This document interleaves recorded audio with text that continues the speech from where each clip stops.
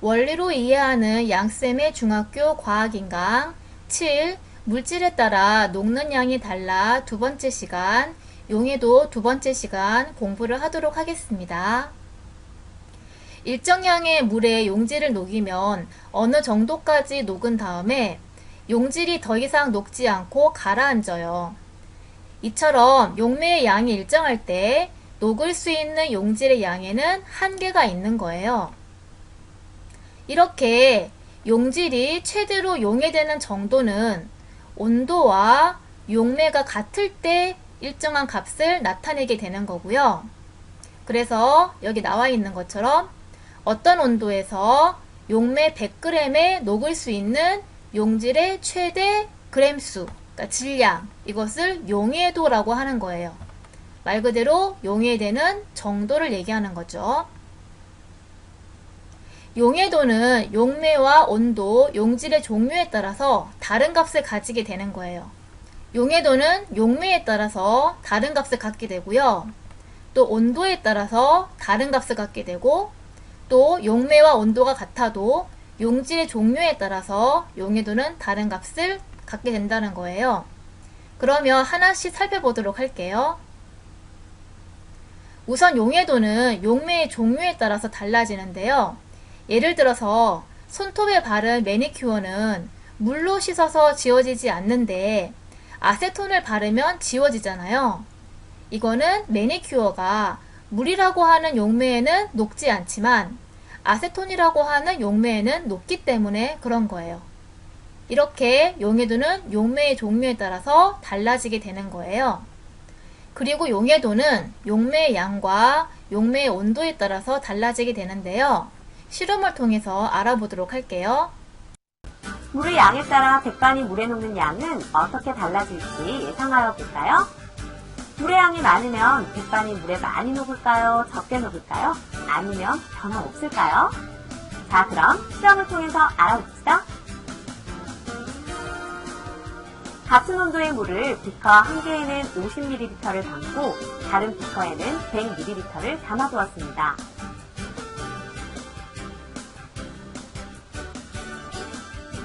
각각의 비커에 백반을 약숟가락으로 각각 2숟가락씩 넣을게요.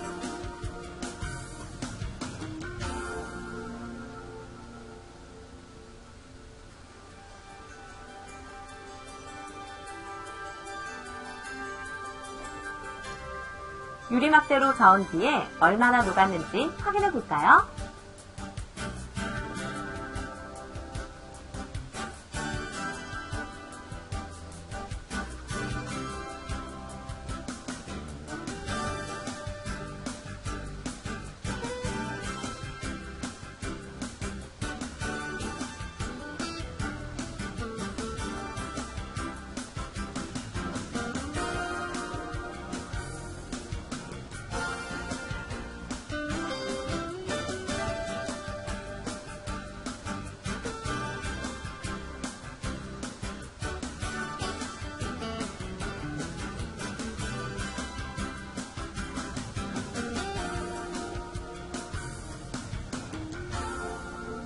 (50ml의) 물에는 백반이 다 녹지 않고 일부가 바닥에 가라앉아 있습니다. (100ml의) 물에는 백반이 다 녹아 용액이 투명해졌네요. 앞의 실험 결과를 통해 물의 양이 많을수록 백반이 많이 녹는다는 것을 알 수 있습니다. 물의 온도에 따라 백반이 물에 녹는 양은 어떻게 달라질지 예상하여 볼까요? 물의 온도가 높을수록 백반이 물에 많이 녹을까요? 적게 녹을까요? 아니면 변함이 없을까요? 자, 그럼 실험을 통해서 확인해 봅시다. 같은 크기 비커 2개에 따뜻한 물과 차가운 물을 각각 50ml씩 담아두었습니다.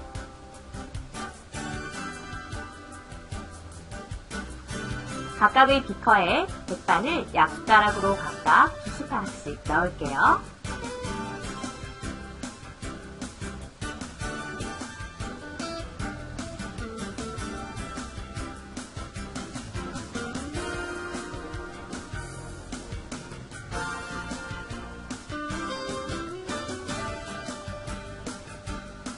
유리막대로 저은 뒤에 얼마나 녹았는지 확인해 볼까요?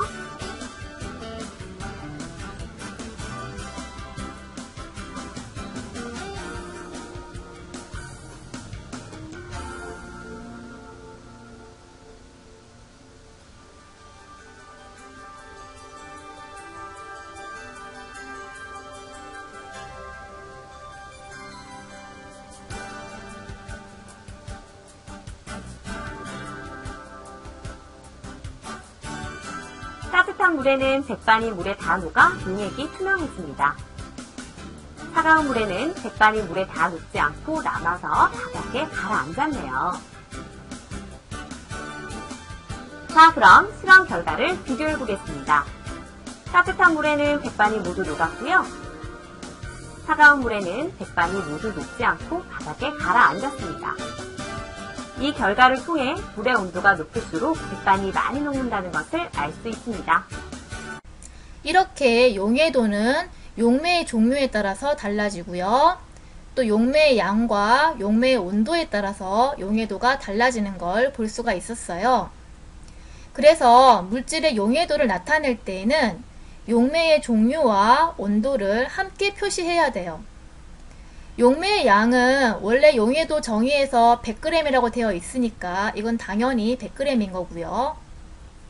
두 번째로 일정한 온도에서 같은 용매에 대한 용해도는 용질의 종류에 따라서 달라지게 되는 거예요. 그래서 이 용해도는 물질의 특성인 거죠. 일정한 온도에서 같은 용매에 대한 용해도는 물질의 종류에 따라서 달라진다라고 얘기했는데 그와 관련된 실험을 보도록 할게요. 같은 온도, 같은 양의 물에 같은 양의 소금과 설탕을 넣어요. 그러면 설탕은 모두 녹았지만 소금은 모두 녹지 않고 가루가 가라앉아 있는 걸 볼 수 있어요. 이렇게 일정한 온도에서 같은 용매에 대해서 물질의 종류에 따라서 용해도, 최대한 녹을 수 있는 용질의 질량이 다르다는 거예요. 예를 들어서 20도씨의 물에서는 설탕은 최대로 녹일 수 있는 양이 204g이래요. 그런데 소금은 최대로 녹을 수 있는 양이 36g이에요. 밑에 그림에서 보다시피 물 100g에 설탕은 204g이 전부 다 녹을 수가 있는 걸 볼 수 있죠. 설탕은 물에 대한 용해도가 상당히 큰 걸 볼 수가 있네요. 두 번째로 고체의 용해도에 대해서 알아보도록 할게요. 일반적으로 고체의 용해도는 온도가 높을수록 용해도가 증가하게 되는 걸 볼 수가 있죠. 이렇게요. 그런데 고체의 용해도는 압력의 영향은 거의 받지 않아요. 그래서 고체의 용해도 표를 그래프로 그릴 수가 있는데요. 가로축을 온도, 세로축을 용해도. 용해도는 물 100g에 대해서 최대한 녹을 수 있는 용질의 질량, 이걸 얘기하는 거죠.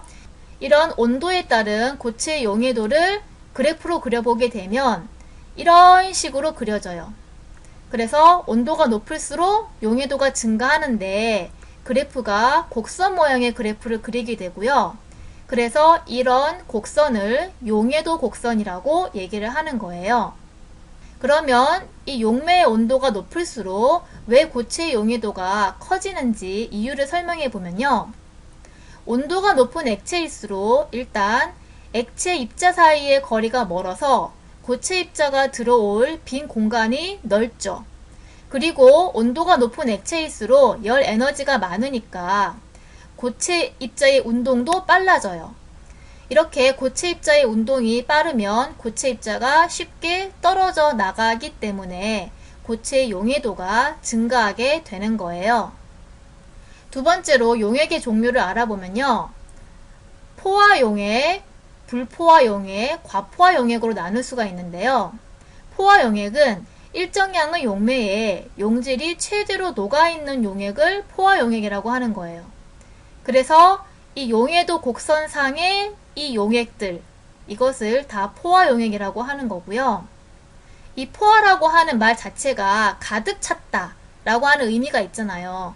그래서 말 그대로 용매에 용질이 가득 차 있다 라고 해서 포화용액이라고 하는 거예요. 불포화용액은 이 불이 아닐 불이죠. 그러니까 포화되지 않은 용액을 얘기하는 거예요. 그러니까 이렇게 예를 들어서 같은 온도에서 용해도를 비교해보면 포화용액보다 용질이 더 적게 녹아있는 이 용액 있잖아요. 결과적으로 용해도 곡선 아래의 이 용액들, 이거는 포화용액보다 용질이 더 적게 녹아있는 용액들이잖아요. 이거를 불포화용액이라고 하고요. 이 불포화용액은 용질을 더 녹일 수가 있겠죠. 용질을 포화 상태까지 더 녹일 수가 있을 거예요. 불포화용액은 용질에 최대한 녹아있는 게 아니라 최대보다는 더 적게 녹아있으니까 그만큼 용질을 더 녹일 수가 있다는 거죠. 그리고 과포화용액은 이 과가 진할과잖아요. 그러니까 포화용액보다 용질이 더 많이 녹아있는 용액, 그러니까 용해도 곡선 위에 있는 이 용액을 과포화용액이라고 하는 거예요.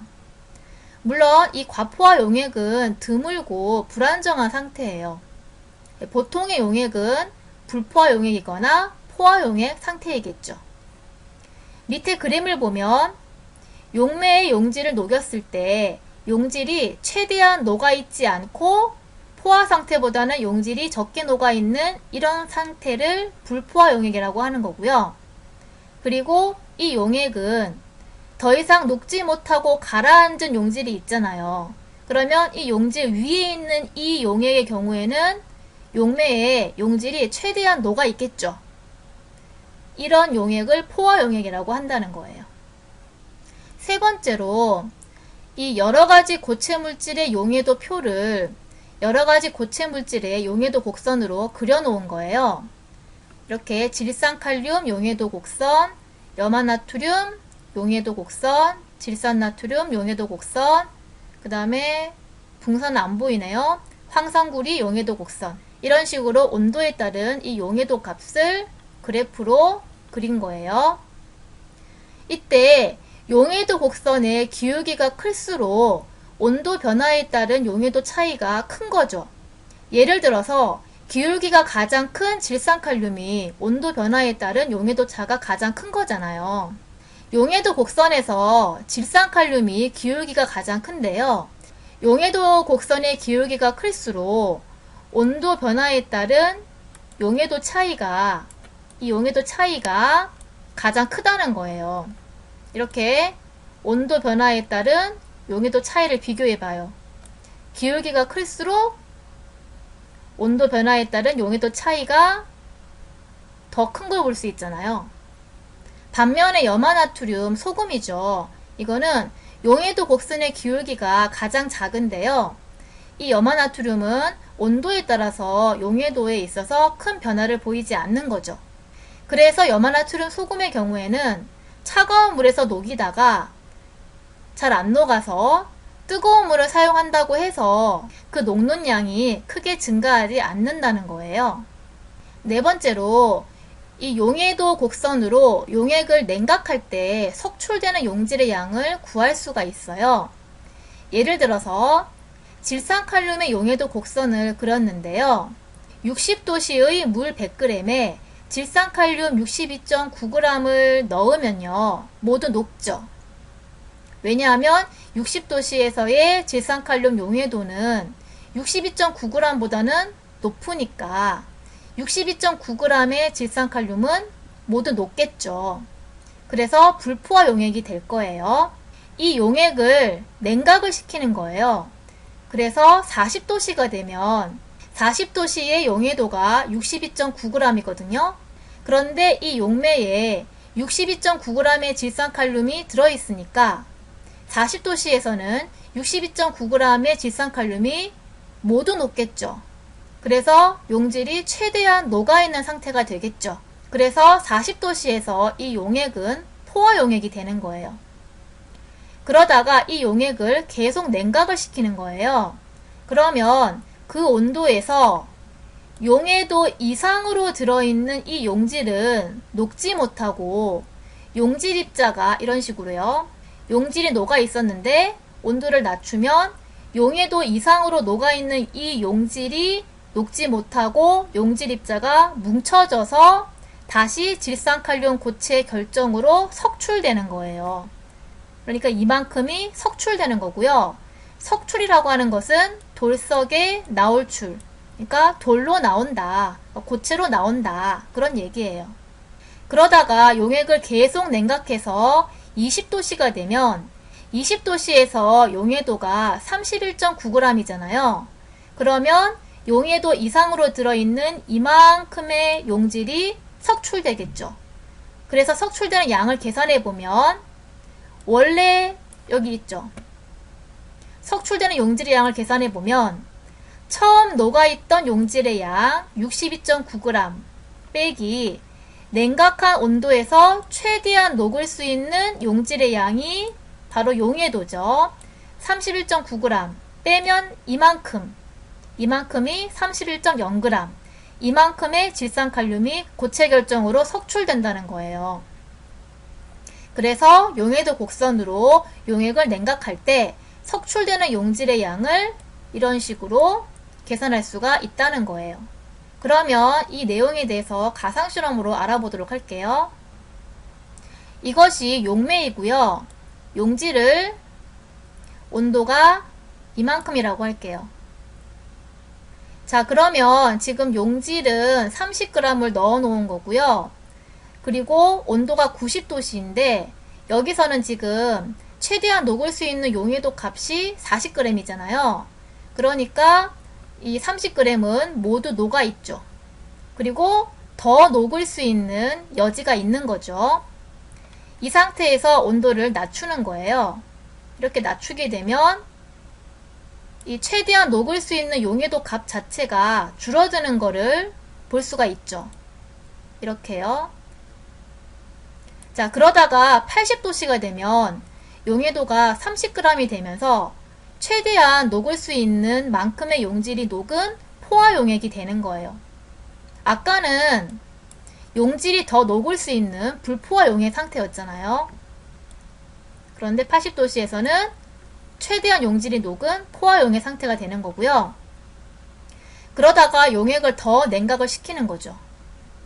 자, 그러면 최대한 녹을 수 있는 이 용해도 값이 줄어드는 거죠. 그러면 용해도 이상으로 들어있는 이 용질이 아까 봤다시피 용매에 녹지 못하니까 다시 고체로 석출되어 나오는 걸 볼 수가 있는 거죠. 냉각시킬수록 이렇게요. 최대한 녹을 수 있는 용해도의 양이 적어지니까 녹지 못하는 용질은 고체로 석출되어 나온다는 거예요. 이해하시겠죠? 자, 그러면 온도에 따른 고체 용해도로 재미있는 실험을 해볼게요. 시험관에서 내리는 눈이라고 하는 실험이고요. 뜨거운 물에 염화 암모늄을 용해시킨 다음에 시험관에 넣어 놓은 거예요. 그런 다음에 찬물에 시험관을 담그면 이 용액이 냉각되어서 녹아있던 염화 암모늄이 고체 결정으로 석출되어서 시험관에서 눈이 내리는 것처럼 보이는 예쁜 실험이에요. 그러면 실험하는 걸 보도록 할게요.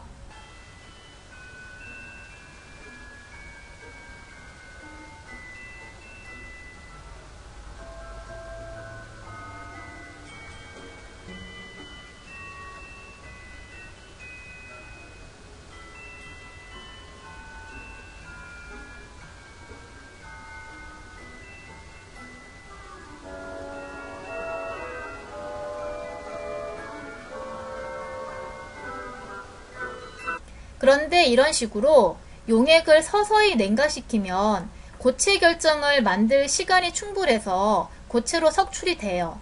그런데 용액을 빠르게 냉각시키면 고체 결정을 만들 시간이 없어서 석출되지 못한 채 온도만 내려가고 그때 이제 과포화 상태가 되는 거예요.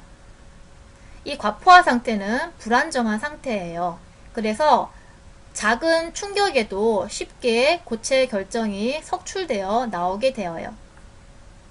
이번에는 온도에 따른 고체 용해도로 붕사 결정 만들기 실험을 해볼게요.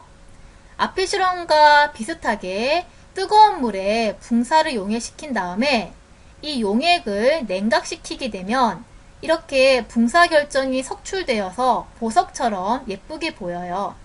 실험을 보도록 할게요. 짠! 붕사로 보석을 만들어 볼 거예요. 붕사로 어떻게 보석이 만들어지는지 궁금해 하실 테니 바로 한번 시작해 보도록 할게요. 그럼 포커싱. 이렇게 꺼내줬으면 원하는 모양으로 만들어 주시면 됩니다. 저는 하트 모양으로 만들어 볼게요.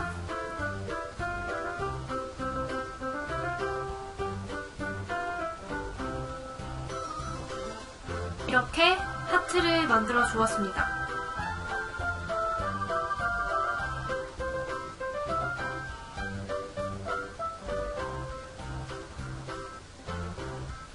이 정도 만들어 준 다음에 이거를 종이컵 위에다가 이렇게 껴놓을 거기 때문에 이런 식으로 닫힐 공간을 만들어주세요. 이런 식으로 만들어주시면 됩니다. 오른쪽도 똑같이 해줄게요.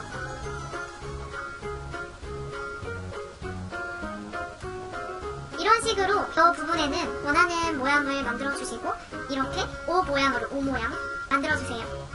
이렇게 다 만들어 줬으면 이 부분은 잘라주도록 할게요. 그 다음은 종이컵에 뜨거운 물을 준비해 줍니다. 뜨거운 물에 붕사를 넣어서 녹여줄 건데 붕사가 더 이상 녹지 않을 때까지 계속 넣어주면서 녹여주시면 됩니다. 즉, 붕사가 포화 상태가 될 때까지 만들어 주시면 됩니다.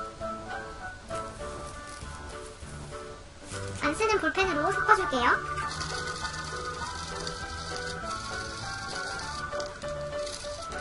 아, 볼펜 안에는 볼펜 심이 없는 상태라 괜찮습니다. 붕사를 계속 넣어서 녹여줄게요.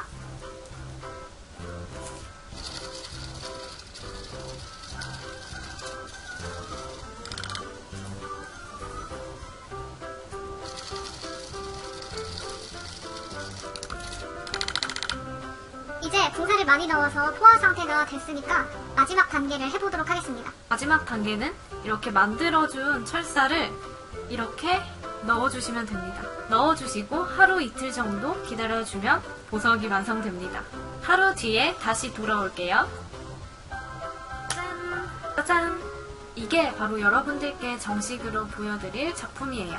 어떻게 만들어졌는지 자세히 살펴보도록 하겠습니다.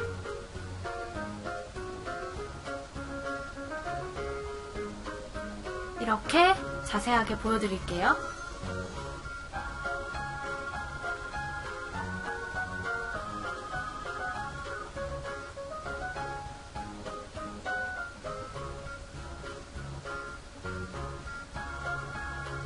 뒷모습도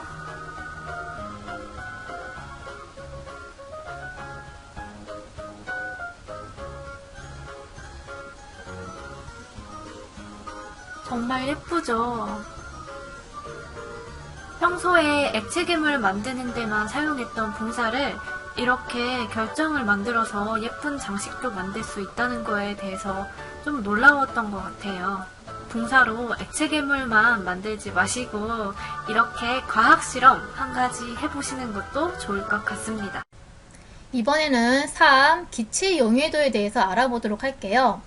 기체의 용해도는 온도에 따라서 압력에 따라서 용해도가 달라지게 되는데요. 아래에 실험이 나오죠. 그러면 기체의 용해도를 알아보는 실험부터 해보도록 할게요.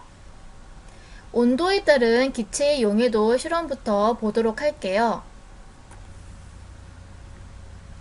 시험관에 사이다를 넣어주는 거예요.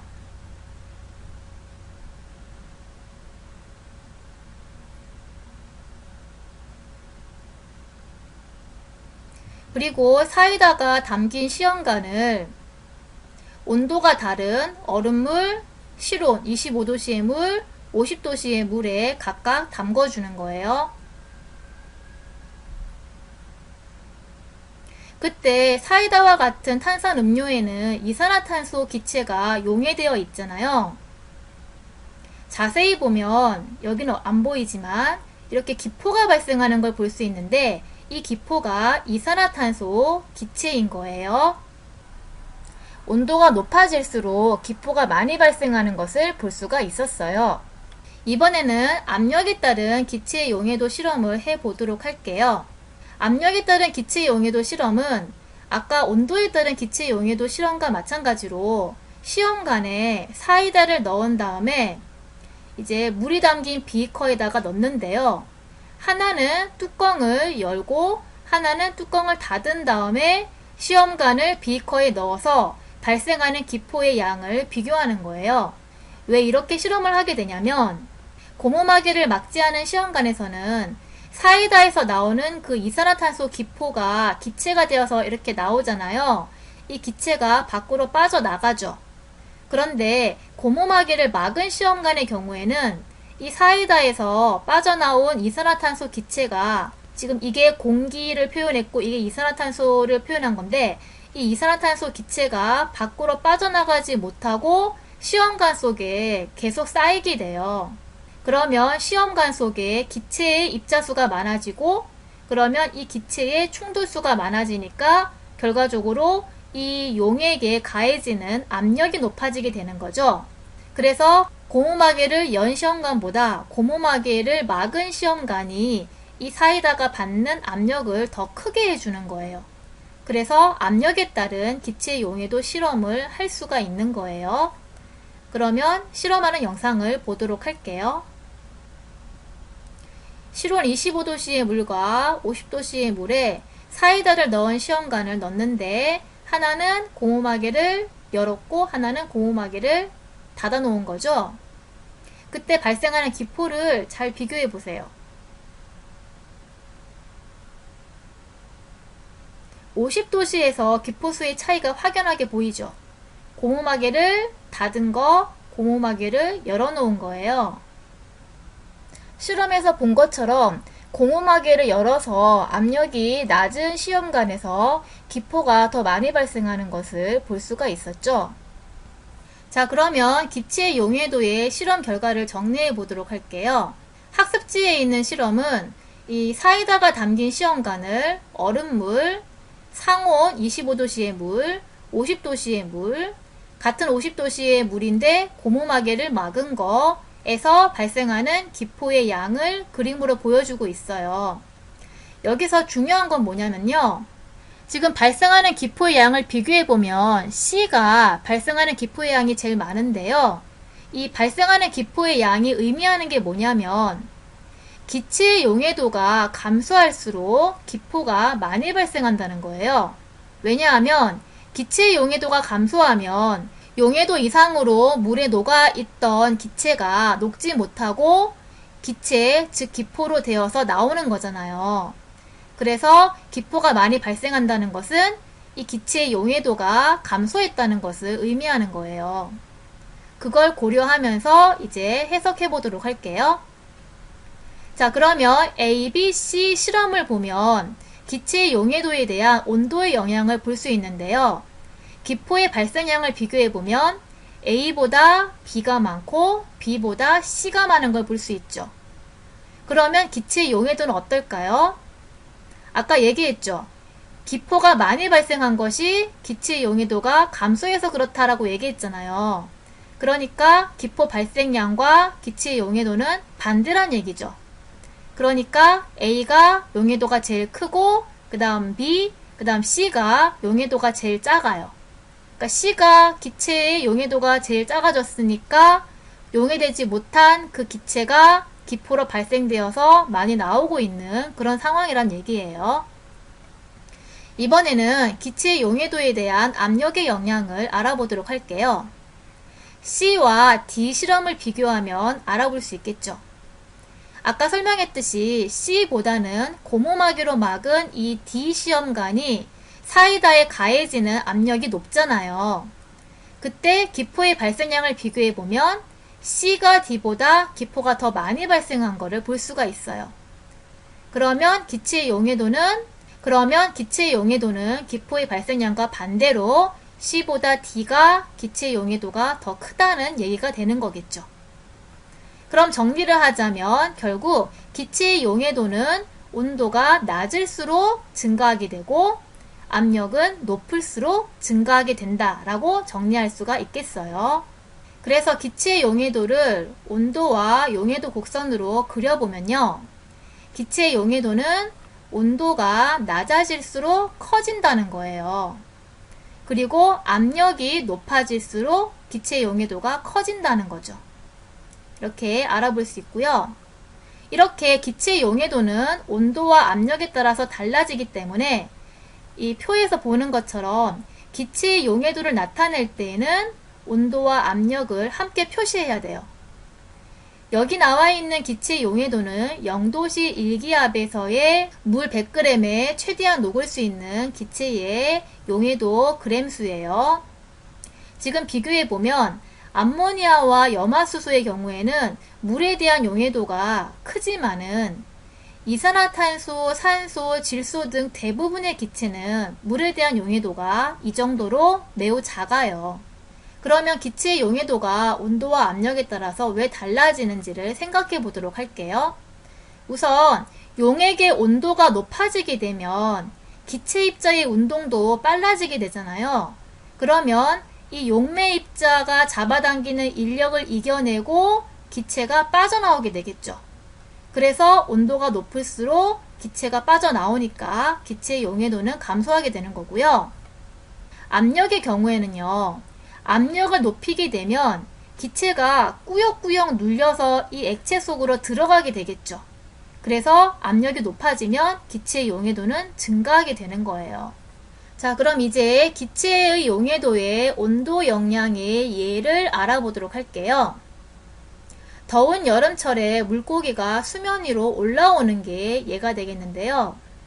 표에서 보면 알 수 있듯이 물에는 산소가 녹아 있어요. 이렇게 물에 산소가 녹아 있기 때문에 물고기가 물속에서 숨을 쉴 수가 있는 거예요. 그런데 여름철에 물고기가 수면 가까이 올라와서 입을 뻐끔거리는 걸 볼 수가 있잖아요. 이건 왜 그러냐면 더운 여름에는 물의 온도가 높아지죠. 그러면 산소라고 하는 기체의 용해도가 감소하잖아요. 그래서 물속에 녹아있는 산소의 양이 적어요. 그러면 물고기는 물속에 녹아있는 산소만으로는 호흡하기 부족하기 때문에 공기 중의 산소를 직접 들이마시기 위해 수면 위로 입을 내놓고 뻐끔거리게 되는 거예요. 가상 영상을 볼게요. 이렇게 온도가 낮을 때에는 산소 기체의 용해도가 크기 때문에 물고기가 호흡하기에 충분할 정도로 산소가 들어있는데요. 여름철에 온도가 높아지게 되면 산소 기체의 용해도가 줄어들어서 물속에 산소의 양이 부족하기 때문에 공기의 산소를 직접 들이마시기 위해서 물고기가 수면 위로 올라와서 입을 뻐끔거리는 장면이에요. 기체의 용해도의 온도 영향에 대한 예로서 두 번째는요. 발전소에서 사용한 냉각수를 식히지 않고 바다로 내보내면 물고기의 호흡을 방해할 수 있다는 거예요. 발전소는 이 전이 이제 전기거든요. 그러니까 전기를 만드는 곳을 발전소라고 하는 건데요. 강이나 바다 근처에 발전소를 세우게 돼요. 왜냐하면 전기를 만들게 되면 기계가 뜨거워지는데 뜨거운 기계를 식히기 위해서는 물이 필요하잖아요. 그걸 냉각수라고 해요. 냉각시키는 물이니까. 그래서 냉각수로 뜨거워진 기계를 식혀주게 되는데 그러면 냉각수가 뜨거운 기계를 식히고 난 다음에는 냉각수가 뜨거워지게 되겠죠. 이 뜨거워진 냉각수를 다시 강이나 바다로 흘려보내주게 되면 발전소 주변의 강물이나 바닷물의 온도가 높아지게 되잖아요. 이렇게 주변 강물이나 바닷물의 온도가 높아지게 되면 산소 기체의 용해도가 감소하니까 물에 녹아있는 산소의 양이 적어지게 되고 그러면 수중생물의 호흡이 어려워지게 되겠죠. 그래서 결국에는 죽게 되는 일이 발생할 수도 있어요. 그래서 발전소에서 냉각수로 사용된 물은 반드시 식혀서 강이나 바다로 내보내야 하는 거예요. 이번에는 기체의 용해도의 압력의 영향의 예를 보도록 할게요. 탄산음료의 뚜껑을 열면 하얀 거품이 넘치잖아요. 영상으로 확인해 볼게요.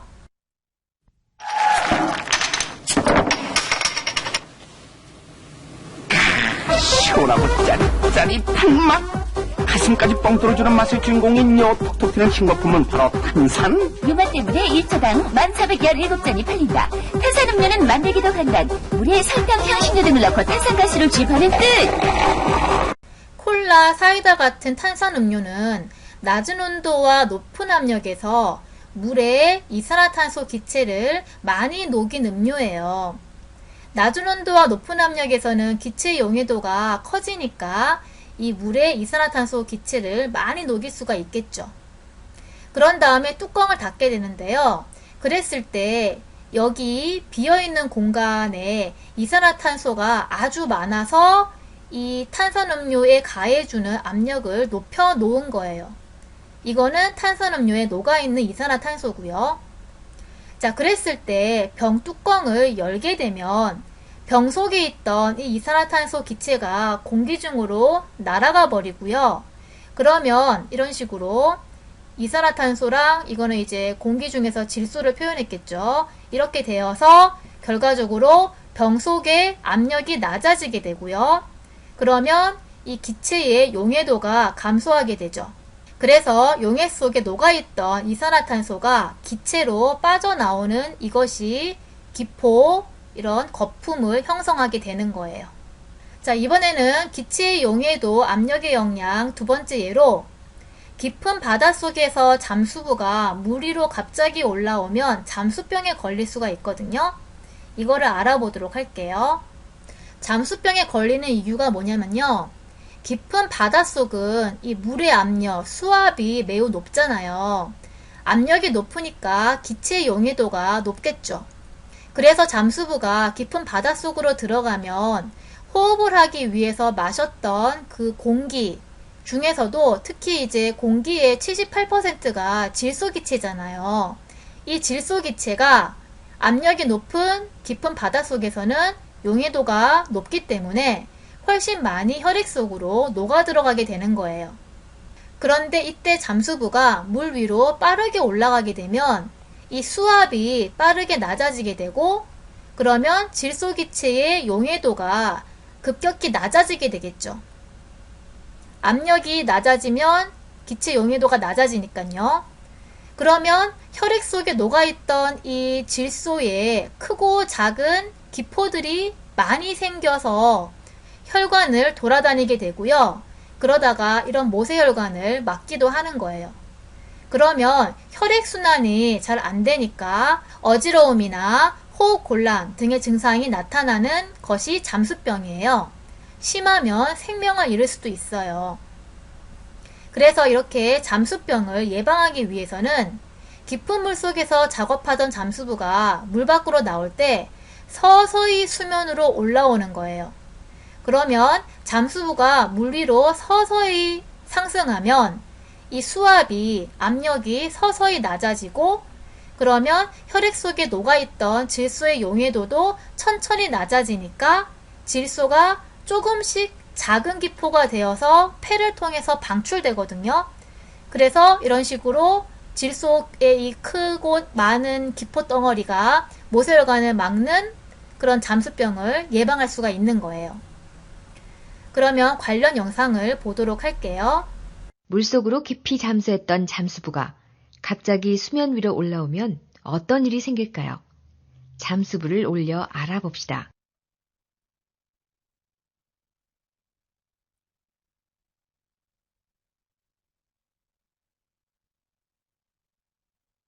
오랜 잠수 후 갑자기 상승하면 압력이 낮아져 몸속의 질소기체의 용해도가 낮아지면서 혈액 속에 기포를 생성합니다. 이때 어느 곳에 기포가 생겼는가에 따라 여러 증상이 나타납니다. 이를 감압병이라고 합니다. 그래서 손발 마비, 하반신 불수, 질식, 호흡곤란, 피부 가려움증, 어지러움 등등의 증상이 생기는 거예요. 여기까지 수업을 마치도록 하겠습니다.